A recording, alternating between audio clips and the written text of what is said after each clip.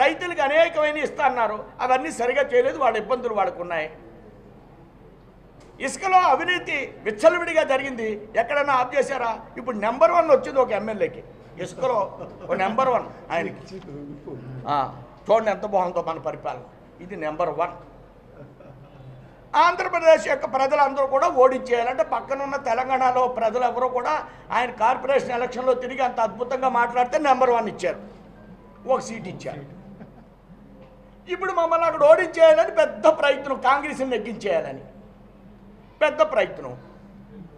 ఇది వైఖరి. మమ్మల్ని దయచేసి భారతీయ జనతా పార్టీని వారి యొక్క దృక్పథం సరిగ్గా అధ్యయనం చేయమంటున్నాను నేను. మమ్మల్ని రెచ్చగొట్టేద్దని మేము అనం, సరిగా భారతీయ జనతా పార్టీని అధ్యయనం చేయమంటున్నాను ముఖ్యమంత్రి గారికి.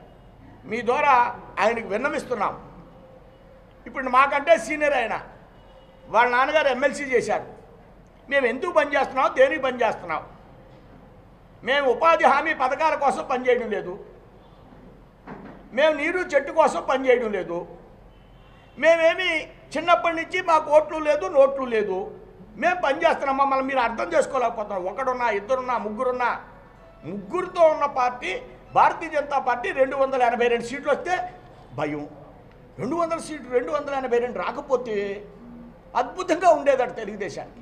అదేంటండి 282 వచ్చిన మూలంగా చైనాతో మాట్లాడుతున్నాడు, జపాన్తో మాట్లాడుతున్నాడు, కొరియాతో మాట్లాడుతున్నాడు, ప్రపంచ దేశాలన్నీ ఫ్రీగా తెలగలుగుతున్నాడు, భారతదేశం ముందుకు వెళ్తుంది అనేది ఆలోచించకుండా రాకూడదు 282.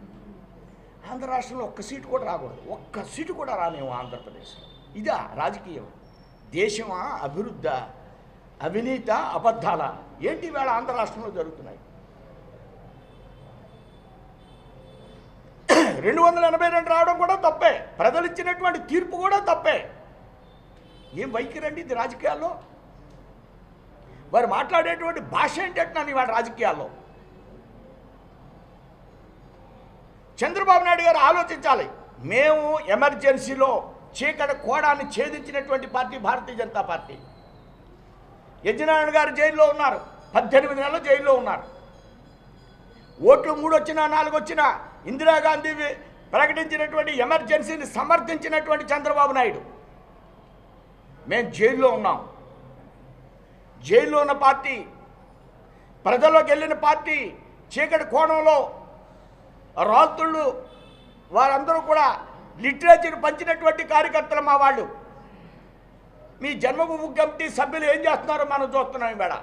వీడియో నచ్చిందా? అయితే ఓ లైక్ వేసుకోండి, లేదంటే ఓ కామెంట్ చేయండి. ఎప్పటికప్పుడు మా వీడియోస్ చూడాలంటే సబ్స్క్రైబ్ చేసుకోండి.